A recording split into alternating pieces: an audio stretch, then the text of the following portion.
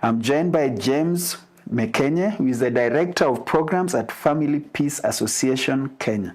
Welcome, sir. Thank you very much. You feel like we need peace? We really need peace. Yes. Yes, thank you so much for coming on Crosstalk. We are humbled to be here. Asante. Yes. Also with me on set is the advocate of the Kenya High Court.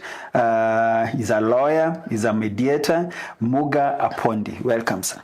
Thank you so much. Yes. And thank you for inviting me to your studios. You're most welcome. Yeah. Why is peace so elusive in this country? No, let me just start from there. Sometimes it feels like it's very elusive. There are many factors which affect peace. And you cannot put one factor alone to describe and to summarize why we do not have peace. But wherever there is conflict in the world, and if you zero down to Kenya, it's a question of resources. People are fighting for resources. And if I may give examples, people fight because of accessibility to water. People fight because of accessibility to food. People fight because of accessibility to opportunities within society where they can be able to enhance their living standards. And if they feel that they are not being given a fair chance, then there will always be tension, and it goes a step higher, and that's why there's conflict. Right. And that's why sometimes you find in semi-arid areas that people are fighting, and maybe it is just because of water. Sometimes they fight because of cattle. So it's a question of resources. Right. How are the resources distributed within society? How are opportunities being given within any particular society? All right. That will be my take. That's a good launch pad. So we'll be coming back to you as well. But let me also introduce my panel that is joining me in studio. I have Pastor Felista Kamau. He's a family pastor at Parklands Baptist Church. Welcome, Pastor. Thank you, sir. Happy to see you. Good to see you too. Joining us as well is Richard Bundi. He's a youth pastor at Mamlaka Hill Chapel. He will be also engaging with us on how they reach out to young people. Welcome, Pastor. Glad to be here. Thank you. Happy to see you. Happy to see you The too. last time it was about commission. Yes. Go ye. Yes. Now go ye for peace. Yes. Asante sana. With us also is a team from Family Peace Association. And as we go towards this conversation, they'll be introducing themselves as we interact. So let's start the conversation. Let me just start with some of the misconceptions that comes when we talk about peace. When somebody says that peace is the absence of war, then it means we can't talk about peace or advocate for peace when the country or our families doesn't experience any conflict or war. Is that the correct position, that peace is the absence of war, or that is a misconception? It depends which type of war. We have physical war and we have the internal war. Let me give you, for example, when you are hungry, you have not taken, and you are not fasting. No breakfast, no lunch, no supper for 3 days consecutive. Will you be in peace? You want to be in peace because there is something struggling you. Now, for example, if somebody tells you now, remove your clothes, go to that highway naked, you won't have peace in your mind. So when we talk about peace, it's not necessarily that it is a physical war that we might experience like what is happening in Tanzania. It is something within us that is creating some conflict among ourselves. And that's why it's important when we talk about peace, especially the peace actors, don't look at just physical war. So many people are going through internal conflicts which does not maybe reveal out. But when you assume that we must fight, we must do that so that you understand there is lack of peace, then for me, no. All right. Yeah. Wakili, there's also the aspect of peace means keeping quiet or avoiding conflict. Keeping quiet does not necessarily mean peace, because maybe somebody is burning inside, and it is very dangerous in the sense that when it comes out now, it comes out in such a manner that it cannot be controlled. That's why for you to have a harmony in society, you must make sure that everybody is entitled to certain basic things. And once all those things are in place, then it is easier in the long run to maintain what I would call genuine peace. But you cannot have a situation where your neighbor is always having so much that he cannot even take, whereas here I have not even had a meal for 3 days. It is not possible. It will reach a stage where I will even go to the extent now of trying to get what my neighbor is having. So it is important to have what I call equity and fairness in society. And you think that is what is lacking now, that will make us have a discussion around peace? Yeah, I think in terms of distribution of wealth in this country, we really have to have a deeper conversation and see how we can be able to help each other. All right. Yes. Let me bring in Pastor Felista here, because it said that peace is automatic when people are religious or moral. So as a religious country, we are peaceful. Is that a misconception? That's a really, really huge misconception, because peace must be intentional. We must be intentionally working to make sure that we are creating the atmosphere of the environment of peace. This begins with the core values that the family is having, the community is having, the nation is having. So if we have the same core values and we are all striving towards the same thing, then we can have peace. But if we don't have the same core values, we are not in agreement. Like our brother said, if the neighbor who has enough and even surplus is not having the same core value with the one who is having lack, so that they can having compassion and empathy and look at the neighbor's situation and share, then they cannot have peace. So there must be conversations around this. All right. Yes. Peter, let me come to you. Peace is a sign of weakness. You know, most of the times we are in a conflict. When you choose peace, then you are a weaker being. Is that a misconception, or that's the definition of peace? Well, not really. Peace is not a sign of weakness, because for there to be peace, there has to be fairness. You don't get a fair game when you are silent. Something has to happen. So you cannot say that because there was conflict and you pull out, now you are peaceful. As been mentioned earlier, you might be burning from inside. And you'll only bring out whatever is burning to seek that justice or fairness that was lacking. So peace is not a sign of weakness. It needs to be, whatever is the conflict needs to be confronted and solved, so that now the water can calm down and there is peace. All right. Yes. I'm coming back to Bondi, then I'll come to Mololo. But I want to bring an aspect of, when we talk about peace, what exactly is a culture of peace? As a nation or from a family front, what would you say this is a culture of peace? Then if we do this, then we are expressing peace. When you want to express peace, first of all, you look at the values that are missing in the family. Remember, peace starts from an individual person, then you take it to the family, then the community.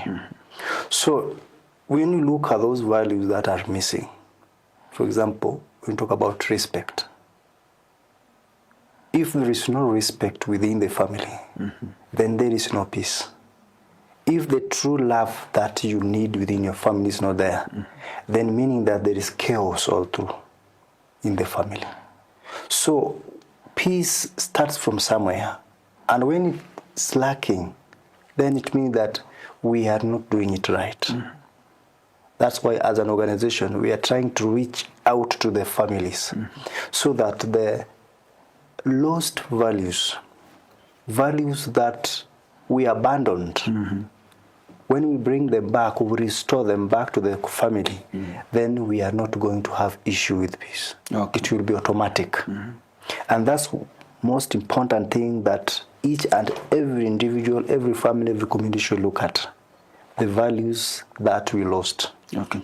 And we'll be speaking to these specific values. So then how then do we regain them? When you talk about the values that we lost, what are these values that your organization is focusing on? There are universal values and the principles that each and every individual person is looking at. My brother Mwololo is good in that. He can really help the society, the community, to regain those values. For example, the true love that I've spoken about. You are in the family, and this is a mother and a husband and wife. When you met the day one, it was real love. As days goes by, you find that the gap keeps expanding. Where is that love? Number two, for example, when you start the family, what is at the center of your family? That's what we look at as organization. What is it at the center of each and every family in Kenya? Some people, when they talk about resources, as Wakili said, they said, if we have resources, then we are in peace. But when those resources ends, then chaos starts. But there is something which is important. If you have it at the center, that's God. Because even Muslims believe that there is God in heaven. The Hindu, they believe there is God in heaven.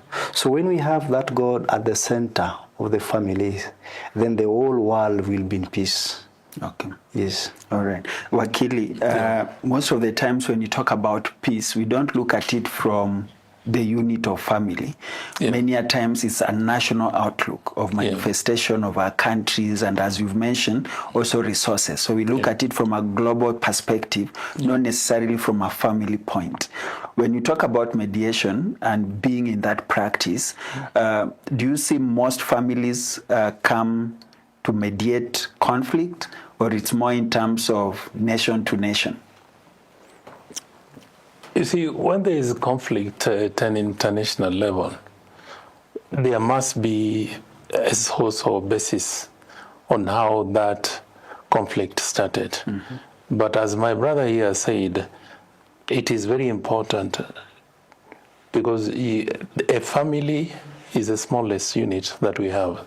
If we encourage people to stay properly within their families, people to love each other, people to be fair to each other, people to be impartial to each other, whatever little that we have, we should be able to share in an equitable manner.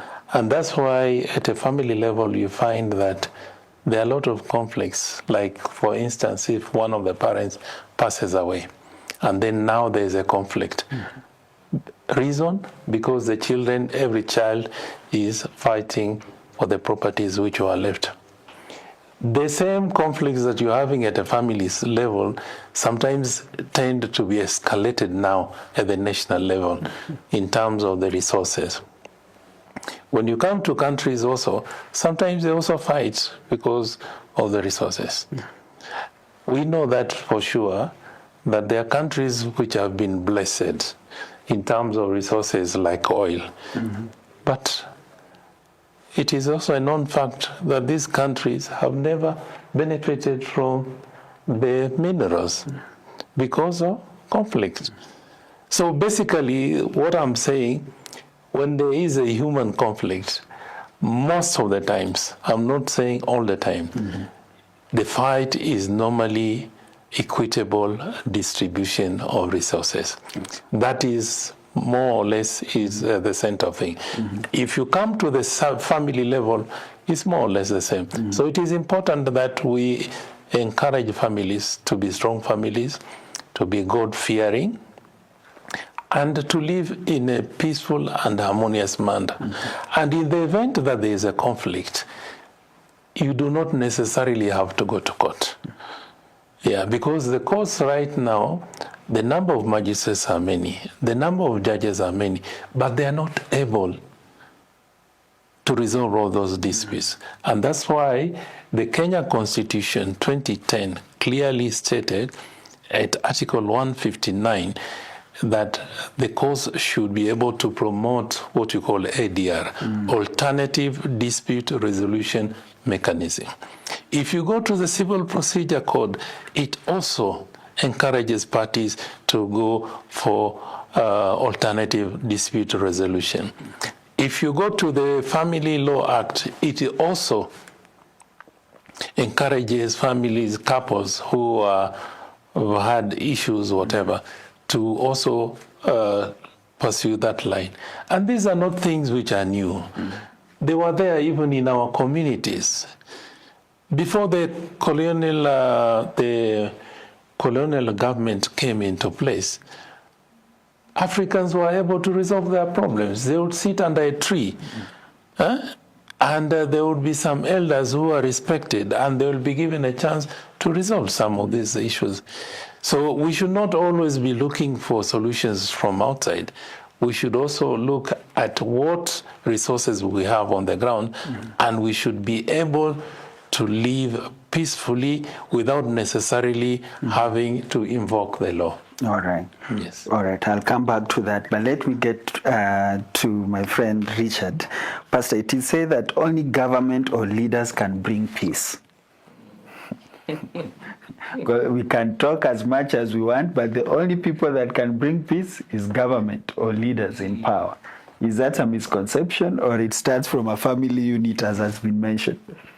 I actually like your phrasing of of statements, including the one you gave my brother earlier. Yes. Is peace a sign of weakness? Yes. I think as a Christian, I would say it's a sign of meekness, just a sense of humility that we can come to common ground.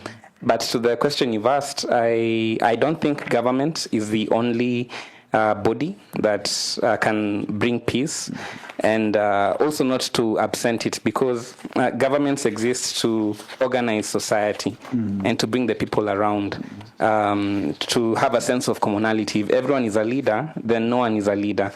There's a sense in which we submit to this authority and say, you have our best interest at heart.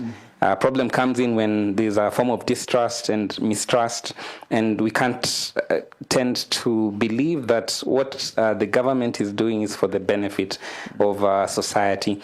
So I believe it's a multifaceted approach. There is government, there is family, and basically family is the substructure of any major unit that we see.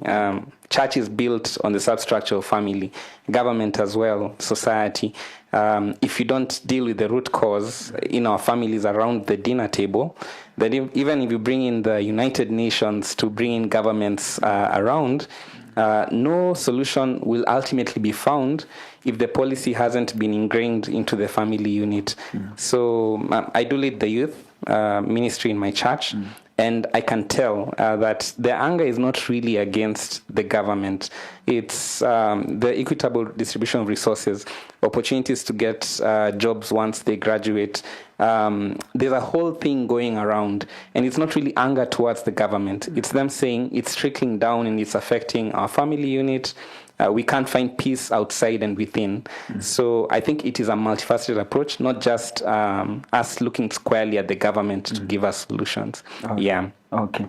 Joshua, last year Gen Zs were on the streets. Was this as a form of what we are not dealing with within our family units, or it was just what Wakilia said? Sometimes it's internal, and when it allowed to burst, then it reflects to what we saw on the streets. You are a young person. What makes you go on the streets? Thank you. I was not on the street. Okay. So there's a value that you uphold. Okay. So, as my elders have said, it starts from internal, then it starts from the heart, then the mind, then the will to do it. But if you understand what internal maturity starts, then you don't get physical. You think before you act. So I'll say that problems comes from our own mindset, but it starts from the family. The family is the root. If the family is broken, then the society is broken. Then the nation, then the outside world. But we fix first the family, then individuals, then All right. Pastor Felista, before I give it to Mwololo, would you say that are you seeing or witnessing brokenness in families? Yes, we are witnessing the breaking of families. And when we speak about broken families, the conversation out there is the families that have undergone divorce and separation. But for me, my focus is the families that are still together, couples that are still together, but they are dysfunctional. They are experiencing anger, violence, lack of communication, lack of discussing the resources the family has, lack of planning, not having one vision. And the children that are growing up in this environment, observing it and the emotions and that they are experiencing. So what happens is that when these children leave the home, the first thing is that they have a sense of justice. They want to correct everything that is going wrong out there where they can have a voice. So this will be seen in the school where they will have a problem with parental figures or authority.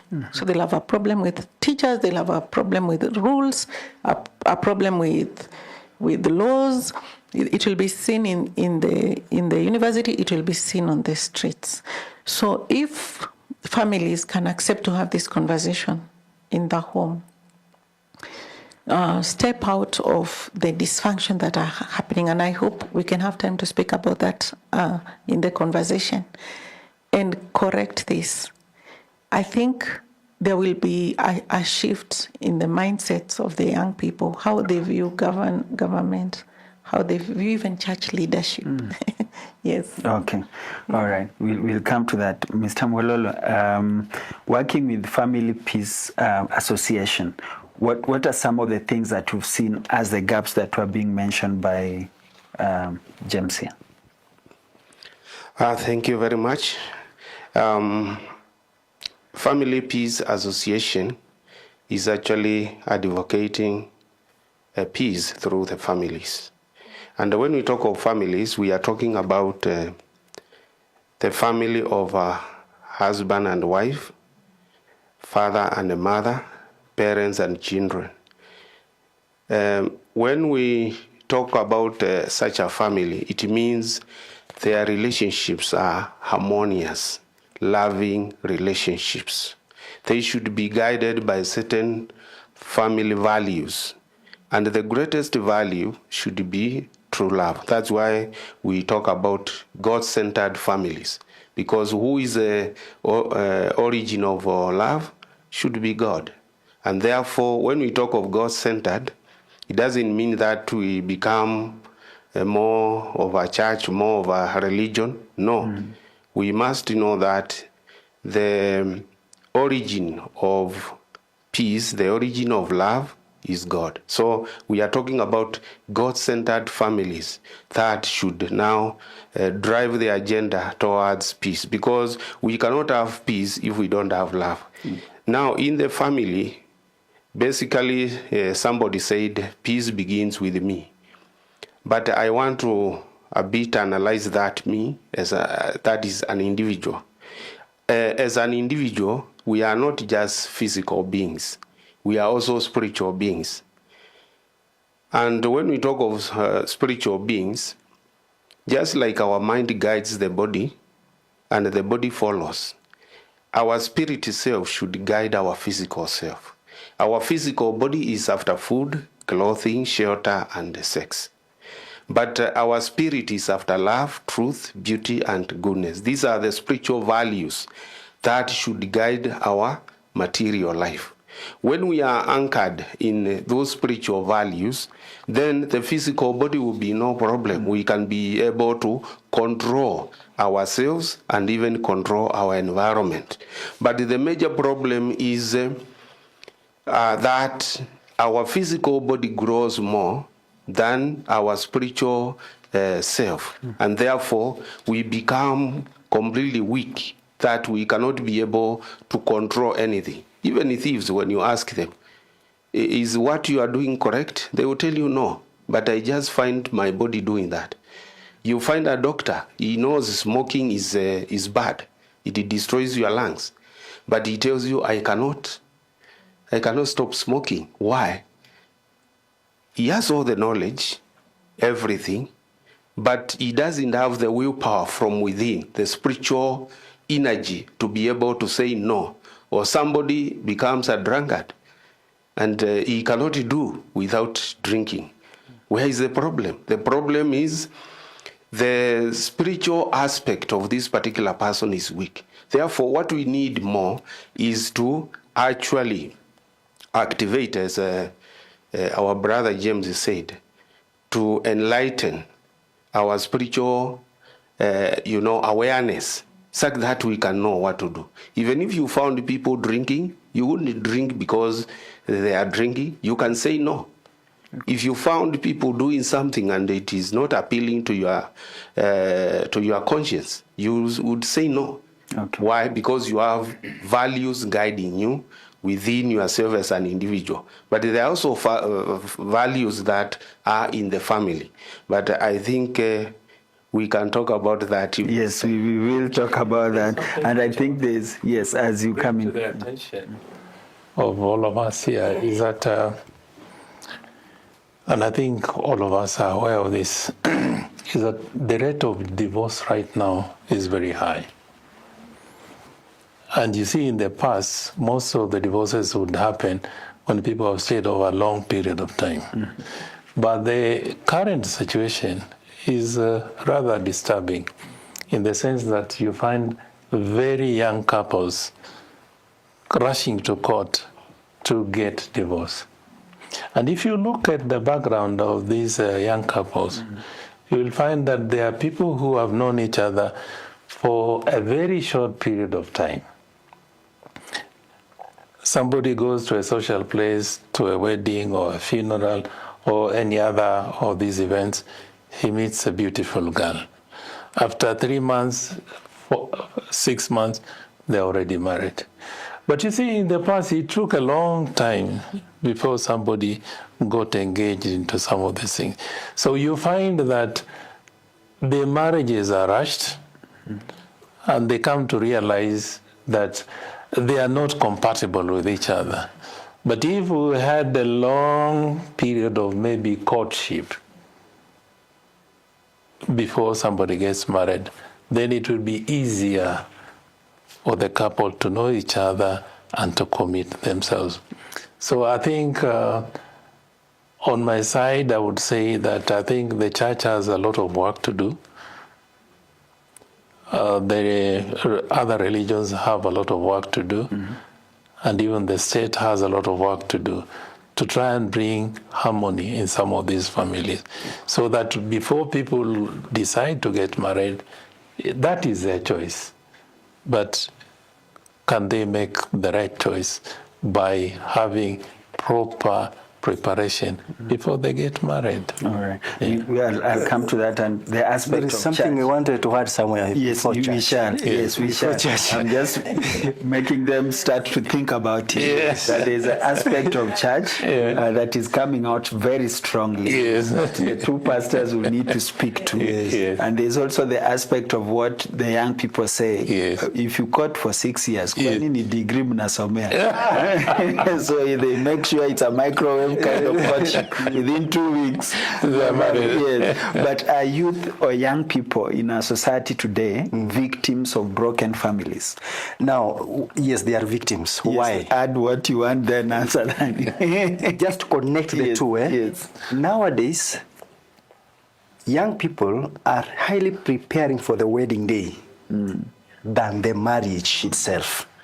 So they can spend $1 million for one day to just do a very big wedding with the very nice vehicles, all those convoys. Now that evening, they'll go to Diani Beach. They'll go to White Sand Hotel. They go to Zanzibar for a honeymoon. When they come back to Kenya, they are not compatible. Then this problem starts. As organization, we are preparing young people for marriage. And that's why we invited Mr. Peter Njoroge through Zetech University. Because before they engage, can they gauge? There is that,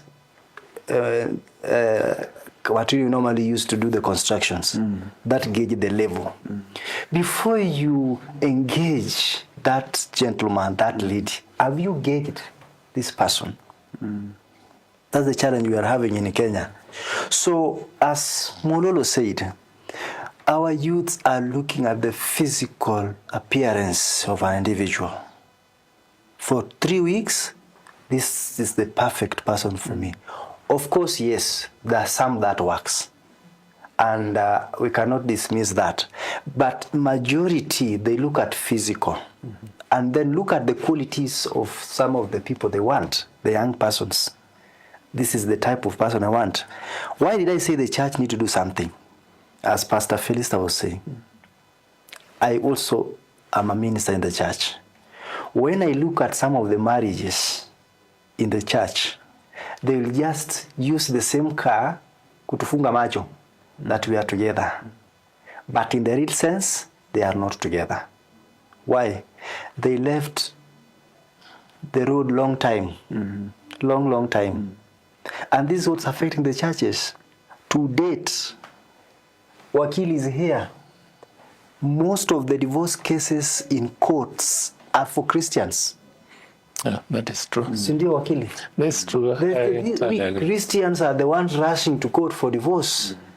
We are rushing to courts for the resources that our parents left behind.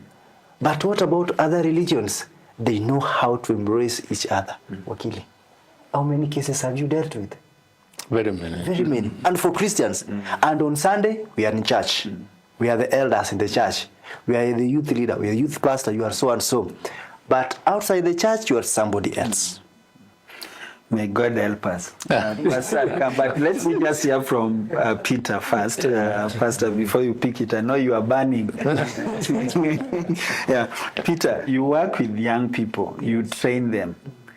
What is the gap? Because most of the times, there is a levels of frustration, as we've spoken to. This is a big chunk of our population. Almost 75% of our population is of young people. And when you talk about of unemployment, as we've spoken about, easy, quick of access to money and fame is what young people are going for. And what you are explaining is a reflection also within our society. The kind of leaders that we put in place is mostly based on their physical appearance. So if I can dish out money, I can come with blings and some things to appeal to the majority, which are young people, then they literally go for that. So where is the gap? Is it the church? Is it the government in terms of employing or creating a conducive environment to absorb these people that come from the campuses? Or is it level of training that they get from our institutions? Allow me to start by saying the church and everybody else who I can call now the adult population, leave alone the youth, must speak in one language, that marriage works. You know, why we're having all these issues is because we've already even ourselves popularized the slogan that marriage is difficult. When you listen to Gen Zs, they were saying they only fear getting married and their phones dying out of bed. Yeah, dying out of bed. What we are saying is these are children who have been brought up seeing a single mother struggle and wondering how ruthless was this man who fathered me and left my mother to suffer like this. Likewise, how cruel was this woman who mothered me and left my father to struggle like this.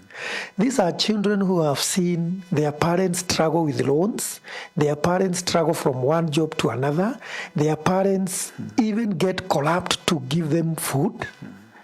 These are children who have even seen their mothers and fathers bribe so that they can go to good schools, so that they can get a job. You saw them fighting last year and saying, X got a job because he's connected. But Y, who is my friend, and we schooled together and we took all our problems together, did not get a job, yet he is my friend because he's not connected. Those are the injustices these people are coming to fight for. You know, they are seeing broken promises. Then they come and realize when they come out, it's like everything was a Pharisee. Oh, study so hard to go to university, but those people who go to good universities are those with money. Where is this money? It is gotten out of corruption. It is gotten out of, you know, when you now bring out that is the inner peace we are talking about. These people look peaceful. But when those people get a trigger to release the burning, it comes in ways you did not even expect. So the gap started in our dinner table. The gap started when I was driving my children to school and their friends were walking in the lane and I cannot give them lift. That is when the gap started. And these children have grown seeing a lot of inequalities and unfairness and unfair distribution of resources, as Wakili has said, in the society. That is why they are fighting the government, because the government is the holder of the resources. The government has power to distribute resources. A politician starts and says, I'll build this road, I'll do this, I'll do that. When he goes there, he changes. That is what they are fighting. So the gap is there. It is upon us, institutions of goodwill, institutions that are well structured, to change the narrative. Talk to these people. Let them see the way I relate with my wife in my house. My children should learn from that. Not the way we pretend. Not the way we drive our car and go for shopping and all that. The way the teacher behaves in class. He should be a father, he should be a mother. He should show how a husband who comes from a functional family behaves as a teacher in class. A mother who is teaching and she's a good mother and a good wife. The way it happens. Why they are marrying for 2 weeks and breaking? It is because we have shown them so. There are so many women who are not married, who have succeeded in life. So what is this thing about being tied to a husband who is not even helping you? These people have been brought up by single mothers. They have been brought by single fathers. Others have even been brought up by their grandparents. Others have even been brought up by people who are not even their relatives. They have made it in life. So what is this thing about family? That question we must answer. Thank you. Pastor Felista, answer that question. Yeah, and I think, like he said, that we must present the true picture about marriage. And the true picture is that marriage is a work, but marriage works. If they think that it's an institution they can enter into easily without understanding this type of dynamics, then they will be disappointed because they will have expectations that cannot be met.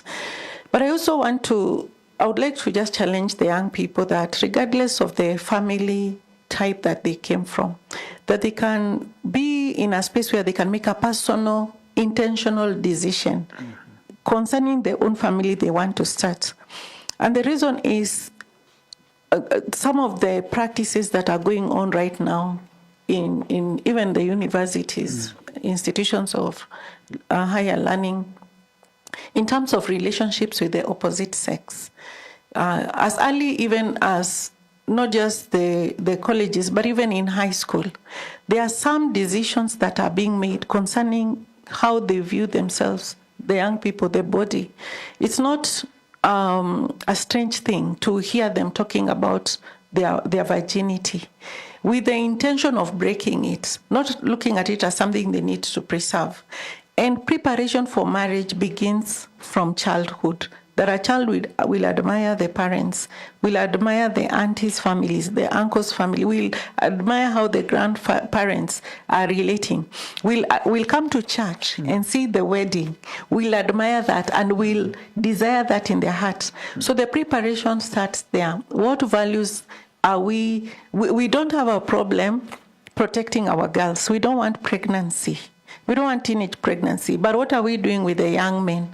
So we are not concerned about I'm not concerned how my boy is relating to the girls in the neighborhood, in the school. I'm not protecting him. In fact, we are proud that he is actually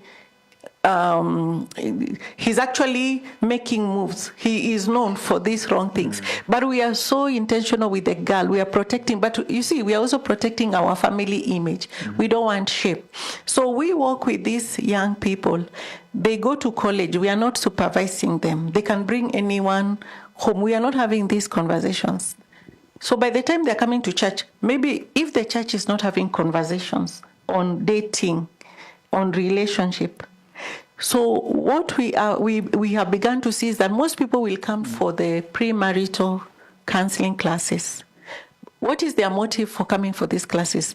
They are coming because they need the paper, the certificate, to present it to the pastor so that they can be wedded. Their first day of showing up, they are not showing up. We really want to learn so that we can build a better marriage, so that our marriage will not reflect our parents' marriage. But they are like, if we could give them the certificate day one, they would actually leave.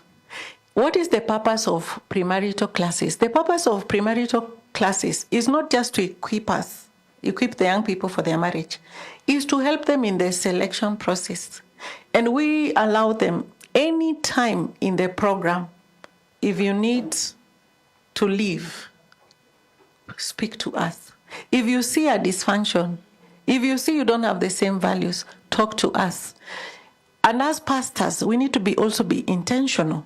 If a young person in our church is dating someone and we can see the red flags, we should not allow that to continue. We need to call them. We need to say, we are concerned about this.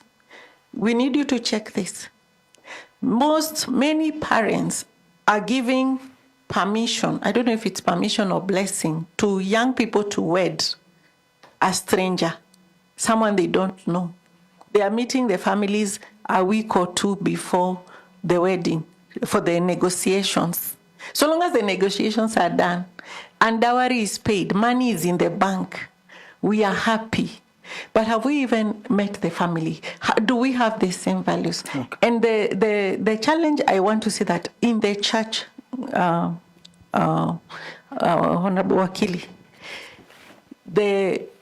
by the time they are coming to us, they have the divorce papers. They are not feeling comfortable because of the big wedding they did, because of all that happened. Sometimes because of the counsel they did not take to come to us and say we are struggling, because all the other couples look like they are doing well.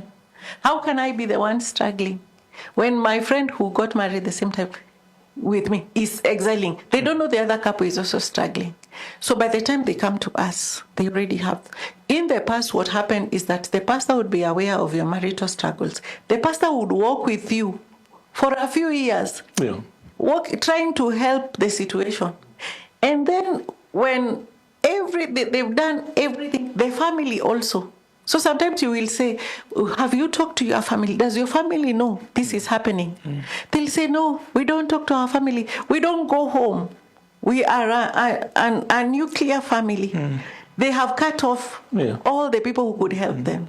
So when they come now with the papers, we don't have a choice, but just to support them now. All right. But most of the times, even the cutoff is as a conflict, internal conflict that will shield you around those that should provide support. It is very true. Maybe let me hear from Pastor Richard, because now if we have, I feel like we are back toward when 2020 COVID time. We have a lot of masks within our families. Mr. Bundi, can the same family then be a point of healing? If it is already dysfunctional, where can they get this higher power to then start to heal? That's a really pointed question. I think you can't throw the baby out with the bathwater. The same place that gives you heart, I think, is the same place you need to go back to. I'm thinking of people who say, I'm leaving church because of the pain I'm feeling. And yet, that is the only place that they could find the solution they're looking for. So the solution is never to leave, it's to seek the most objective way through which you can get the help.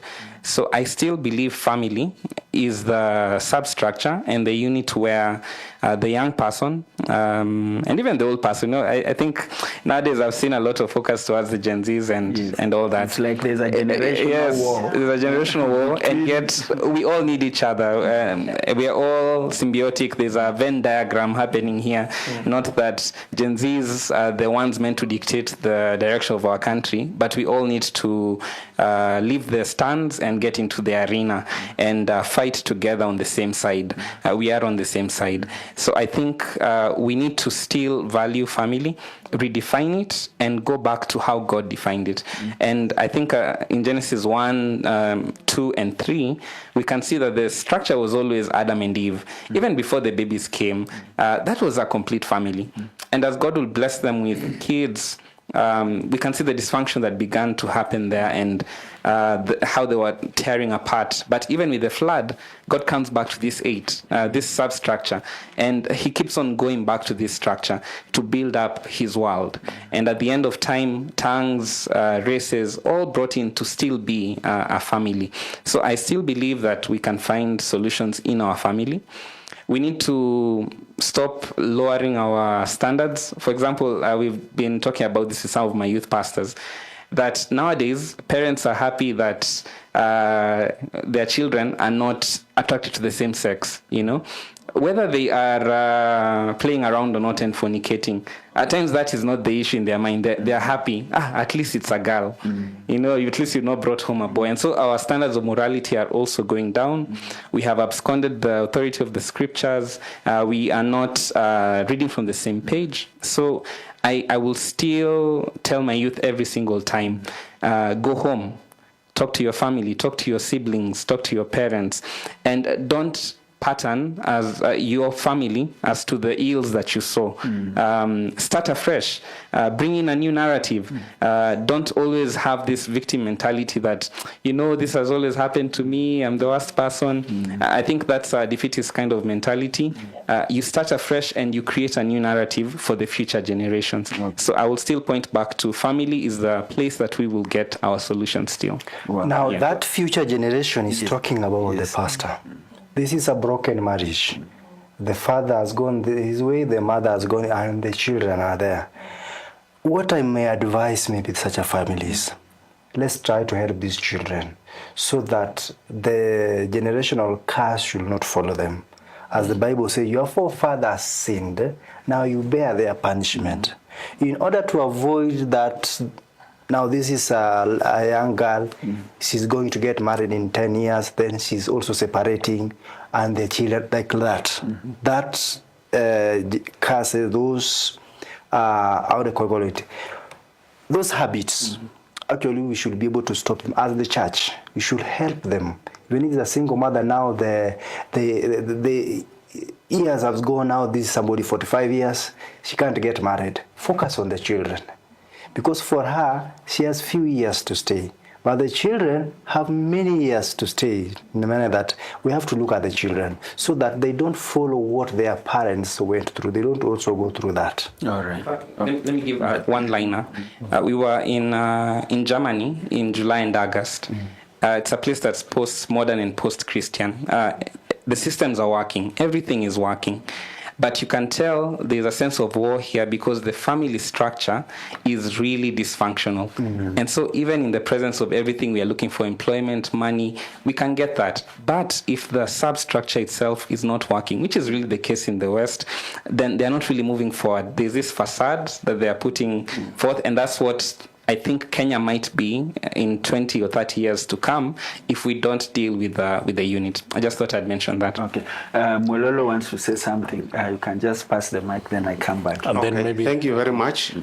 I it's good that the pastors have mentioned about the Bible, and I want to start from there as a family.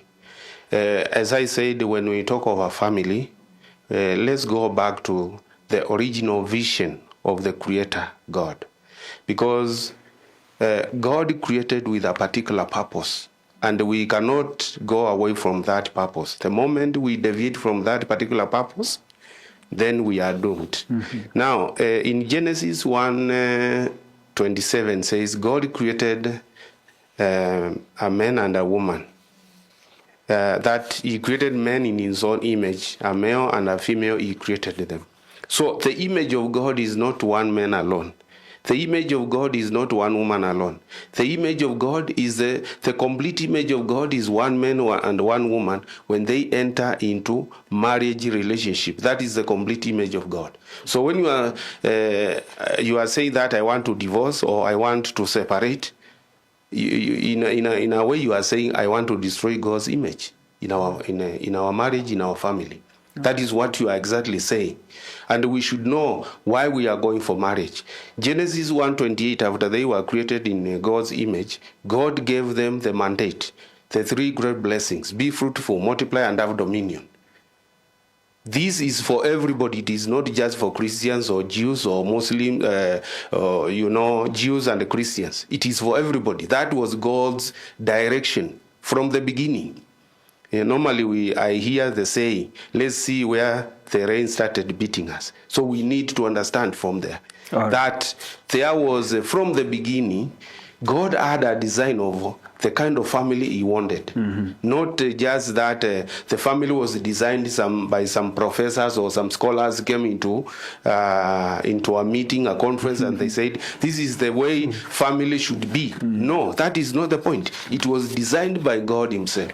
Now in the family, we have, we are supposed to grow. And the most important thing, the growth, is actually about love. You are born as a son or a daughter.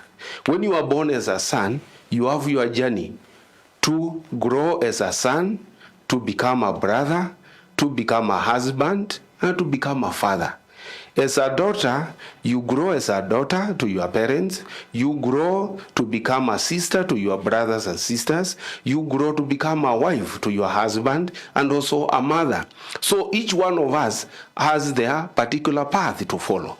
In that particular path to follow, you have to grow to understand sons' love towards your parents, brothers' love towards your brothers and sisters, husbands' love towards your wife, and father's love towards your children. And the same with the daughter. So each one of us has a path to follow so that we can be able to come to embody that love of God in the family. And when we are going into the marriage, we need that preparation so that the foundation of that particular marriage should be true love. And we should understand why we need to enter into that marriage relationship. But if we just go because I feel I'm mature, I'm attracted to the opposite sex, and we don't have a particular purpose guiding then me, dysfunctionality begins there. Yeah, then that becomes a big problem. Okay. Thank you. Yes, Wakili, you want to Now, say? I would want to support fully what Mr. Mololo said. And not only that, maybe just to refresh our minds, the Kenyan law is very clear. It defines marriage as a relationship between a man and a woman, period. There are no two ways about it. Not only that, I'm also very happy with the archbishops in Africa. They have always stood firm that whatever happens in the international scene, they would always subscribe to the doctrine that a marriage is between a man and a woman. Now, lastly, if you may allow me, the other thing that I would want to, just to provoke discussion on, is that we all know that the population of the youth in Kenya is about 70%. Not only that, we also know that the school holidays are very long. And it is during these school holidays that many things happen.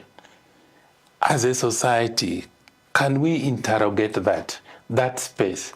How can it be used positively so that the youth, especially the ones from colleges, and there are many, the university students are many, the secondary school students are many, primary school students are many.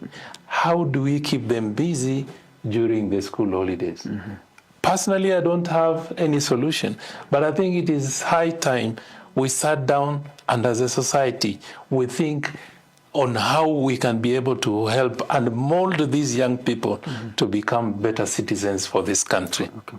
That is my take. All right. Yeah. It reminds me of, I think it was just 2007 or 2002 thereabout. Yes. I think 2003 Yes. after Kibaki came into government. Yeah. There was the Kenya We Want Yes. conference at KICC Yeah. that did put a roadmap of 2030 vision, Yeah. which is just 5 years shy. So I think it's high time now we do a Kenya We Want, but for young people. Yes. What do we really want with our generation Yes. of young people? Yes. Is this why Family Peace Symposium? Yes, that's why we are coming up with the Family Peace Symposium at Zitech University. Yes. If we won't do that, then we won't have a generation. Yeah. But now I feel like we need to talk more to the parents than even the youth. Now, yes, we are also reaching out to parents. In our daily activities, we are reaching out to the community, the parents, mashinani. But now, as Wakili said, and as we all understand, where are the majority? Yeah. They are in universities. In the same universities they are, I think Peter from Zitech will confirm, they are actually training them on how to make a living, how to be a good accountant, how to be a good engineer, how to be a good mechanics. But they feel that after this person has become a good accountant, they have a life to live. Yeah. Do they train them on how to live? That's the gap that is now there. That's now where family peace association is coming in. Now they are prepared on how to make a living. Okay. Now, let's show them how to live.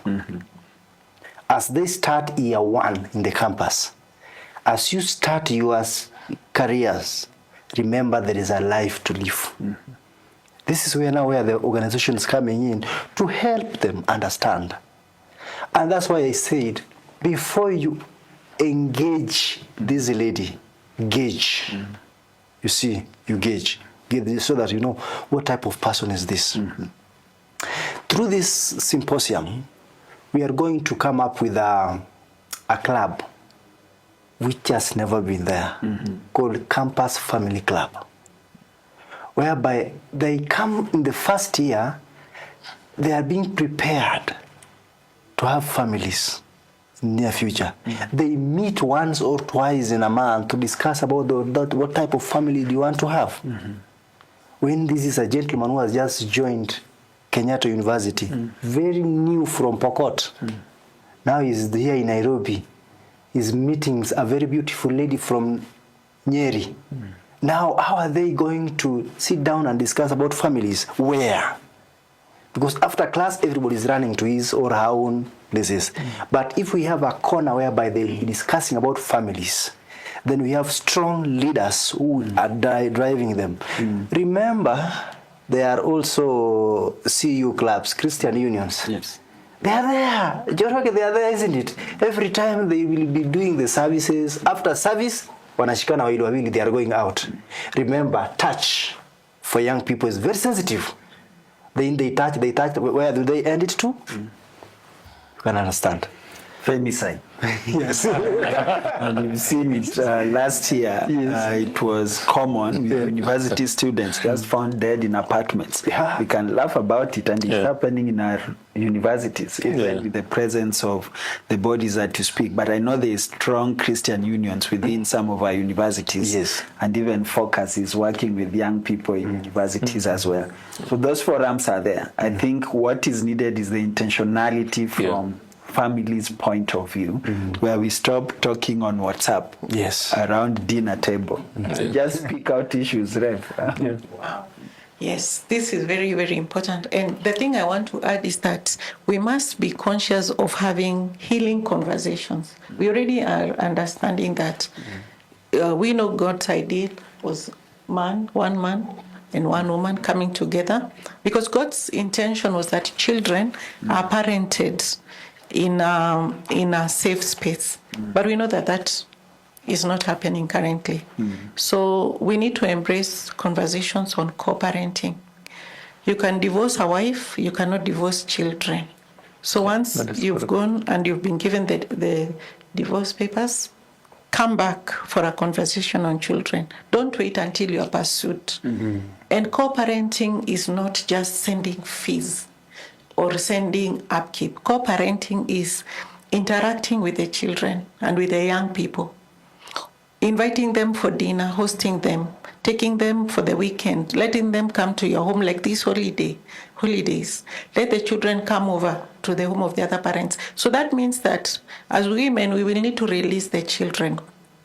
We will need to trust their fathers, regardless of the differences, and allow them to pick the children. You can pick and drop in safe locations.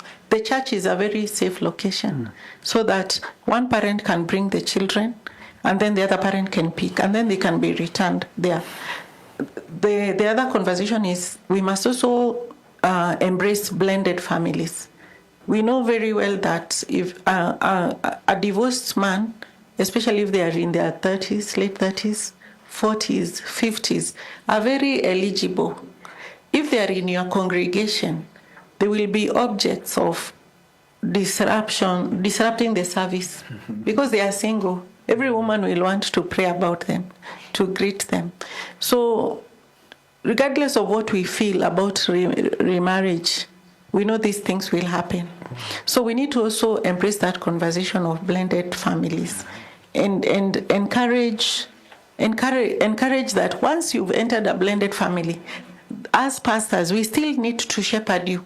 We still need to walk with you. We still need to check how are the families merging, how are the children feeling about this. So the church that will embrace healing conversation is the church that is going to be appealing to the Gen Zs. The young people. The holiday programs that will accept to have these conversations, because sometimes we are having the VBS, we are having all the youth camps.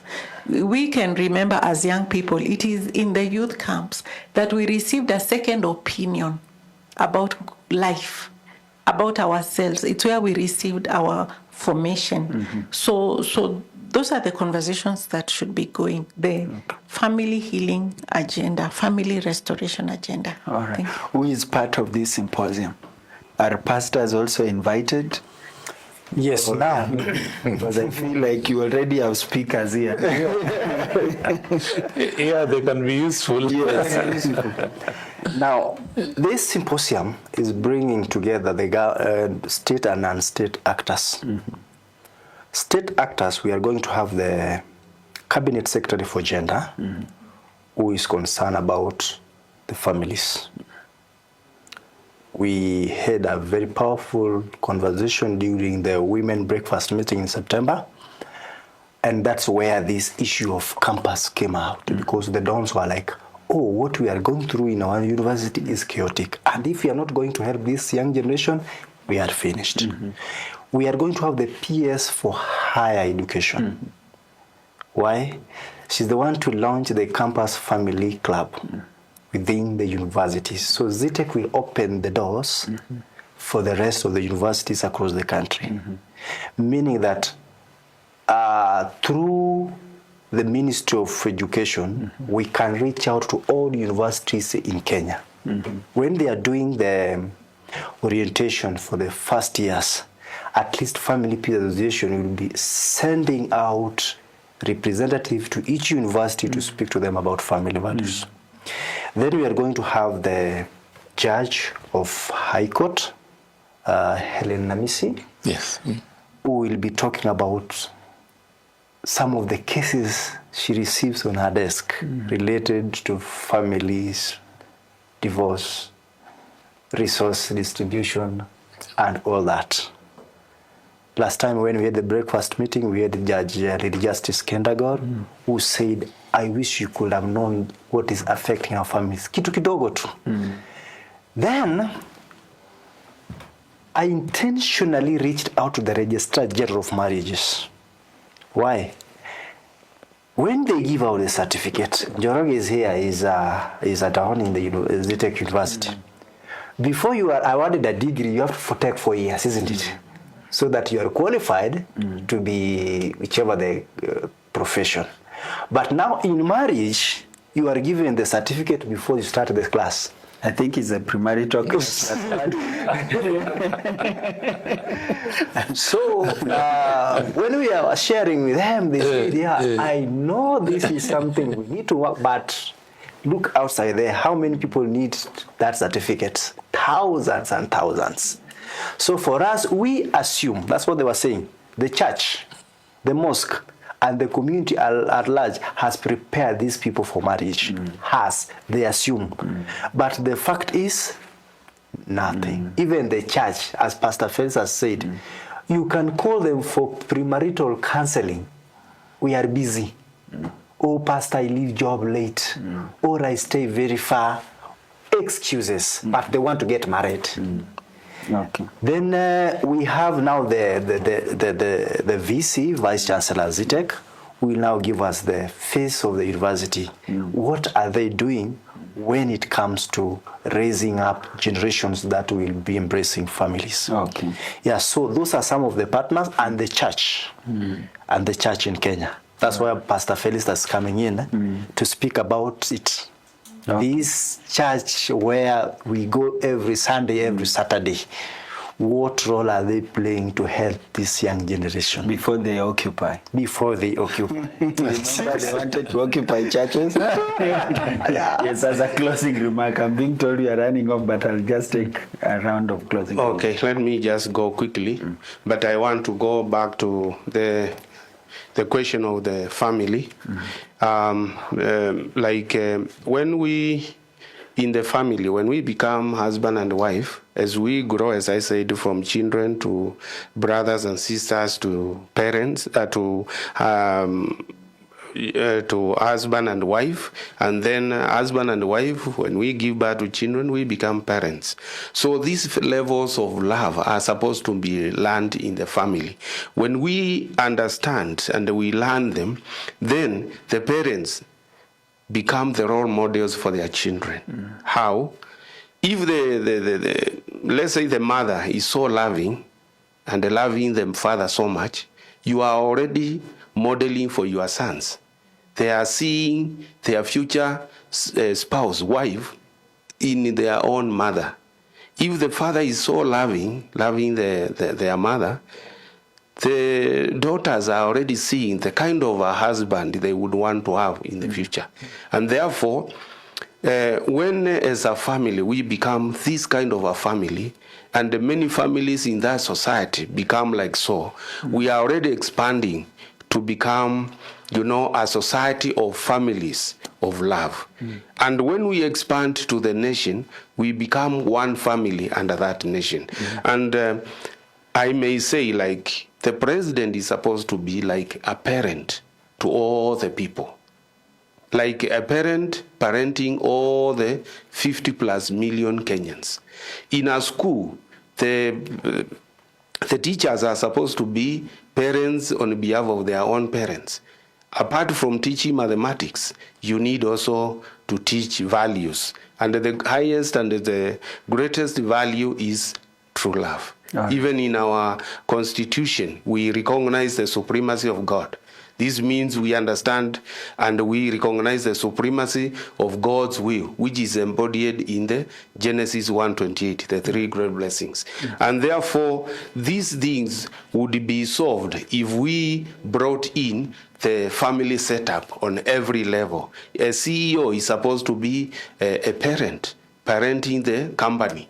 And everything else should be in that order. Okay. But the moment we abandon the family, everything becomes chaotic. Just one more about Gen Zs. When they make and when they become violent, you know what they are saying? They are sending a message. Why are you not loving us? That is what they are saying. You are not loving us enough as parents. If we loved them enough, they wouldn't want to go out and destroy property and destroy, kill people or harm people. They would be, they would want to love them because we are one family. That is actually the message they are sending out to us as parents and to all parental figures in the nation, that we are not loving them enough. So the buck is on the parents. On the parents. Yeah. Thank you. Peter, for closing remarks. At least Joshua is loved. So the streets. Thank you. My closing remarks would be, we are talking about peace and the family. We should not lose one truth, that marriage works, and in the midst of all the chaos we are seeing and lack of peace and all that, there are families that are structured, there are families that are straight, there are children that have been brought up well, there are wonderful parents, wonderful mothers, wonderful husbands, it all is not lost. And therefore, it is those that are working, it is the function of families that should spread the gospel of peace and functionality. So even in the midst of everything that we are doing, and that is why as Zetech University, we are bringing in that symposium. We will be there as parents ourselves to these children. And I always, even when I'm talking to them, I tell them, I've been married for 20 years now, and I love my wife. I tell them and they look at me and, it's like it's something funny. They wonder, you mean you've been with one woman for 20 years? They can't imagine. We need to spread that gospel. We need to keep on talking about the good things. These are our children. We have brought them in this. We have brought them up in these families. What have we shown them? We can also not victimize ourselves because we've used a lot of resources to bring them up. We've taken them to school. We've taught them about God. We've taught them values, because the values that I was taught is the values that I'm teaching my children. So let us speak about the good things. Let us spread that gospel. Let it stick in them. All right. Because marriage works. Marriage works. Thank you, and thank you, Zetech. I'll come to you as a closing. Let me just finish on this side first. Yeah, for me, I feel that forgiveness is the key that we need today in the families. Forgiveness acknowledges that family dysfunctions are there, and some of them are not even our own responsibility. They are things that we just found the system. We inherited that. We are products of dysfunctions. We also acknowledge that because of that environment, we also spoke. We added to the dysfunction by our own words, and that the children, the young people, are products of the conversations that were in our homes. We also acknowledge that we hurt them, we wounded them when we were having our own dramas, and the only way now we can go forward in forgiveness. The Gen Zs forgive us that we didn't know any better. We didn't take responsibility. We thought we were doing our part when we were educating them, paying fees, taking them to very important schools, even taking them out of the country, sending them to boarding when they wanted to be home with us. So forgiveness is the way forward. We forgive, and we now start rebuilding the family. If we heal the family, we will heal the church. Right. We heal the church, we will heal the nation. Yeah, good. Joshua? Thank you. Has this been fruitful? Yes, Awesome. I'm happy and blessed to have to be part of this conversation. Thank you. And I'm happy and blessed too for having parents who have shown me what true love, discipline, honesty is in the family. Yes. Asante. Pastor Bundi, you lead a team that wanted to occupy church for Christ or for the... The wording of how you have phrased it is not the best. I was not leading a team. Of course you are not. Yes. I think my parting shot will be, Christ says, my peace I give to you, and I don't give it as the world gives. And also in one of the Beatitudes that blessed are the peacemakers, they shall be called sons of God. So pursuit of peace is ingrained in Scripture. It's something we should all pursue, to live in harmony, not to avoid issues. Silence is not the answer. And to the statement you made at the beginning, peace is not really the absence of war. I think even in the midst of war, as Christ is in the midst of a storm, there's still stillness there because Christ is there. As my brother pointed out, as long as God is in the center, there will be peace. So to the young people maybe who are watching this, there might be lack of peace in your families, in the country. But if you are with God, He will steer the boat and He will make everything okay. So just being related to Him and trusting Him will bring a lot of peace that surpasses all human understanding. Wow. Thank you. Wakil, your closing remarks. Thank you for giving me the chance to give my last thoughts. In conflicts, sometimes you find that one of the major problems is lack of communication. I think we really have to see a way of communicating. And especially when we are talking about the youth and their parents. And whatever happened last year about Gen Zs, I think the biggest cry there was lack of communication. That the young people feel we are not listening to them. I think as a society, we should stop and listen to what the young people are saying. I'm not saying that when we listen, we have to do everything that they do, but at least we open up channels of communication so that in the event that there are certain things which can be resolved, and some of them is just a question of attitude. Yeah, we should be able to do that. Okay. Even at the national level, as a society, we should be able to communicate with each other, and we'll find that many of the problems that we think cannot be solved, can be solved.